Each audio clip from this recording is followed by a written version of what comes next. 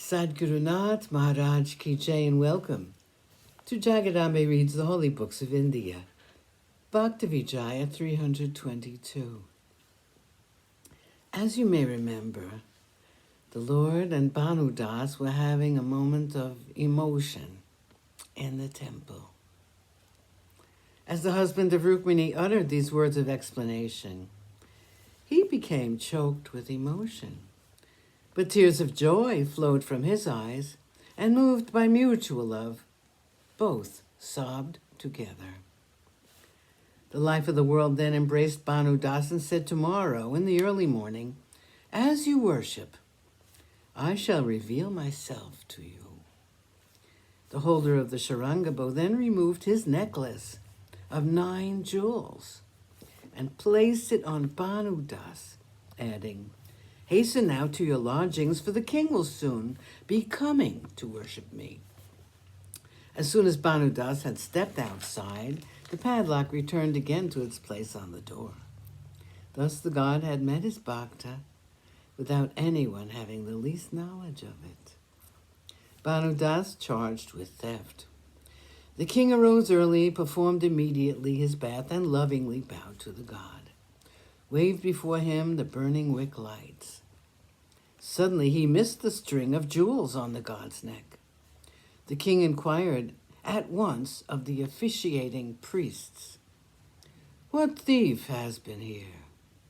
He demanded, and he flew into a rage. He gave them a severe beating and cried out, "Bring back at once the string of jewels. If you cannot produce those priceless jewels, you must search for them the world over."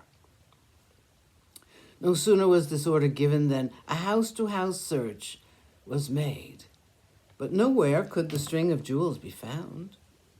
Then they began to look for thieves outside the town. And lo, there sat Bhanu Das on the bank of the river Ganga.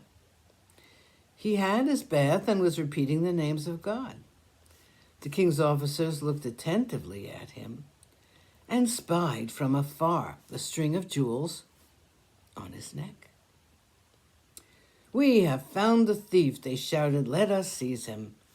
The king's servants at once bound the noble Vaishnava and carried him along. As he was brought into the city, everyone laughed as they saw him, and mocking him said, "This fellow is wandering about in the guise of a saint in order to deceive people. Look, he has placed violent hands on a god. Is he likely to have any fear of people? If a butcher met even the cow Kapila, would he so much as think of worshipping her?" Derision of Bhanu Das. Thus many kinds and classes of people derided Bhanu Das as they saw him being carried along. But Bhanu Das showed no sign of being troubled thereby and continued repeating the names of God. One observer reminded the crowd of a proverb: "A garland of the sacred tulsi around the neck of a highway robber," adding, "Our eyes have seen the truth of this proverb today.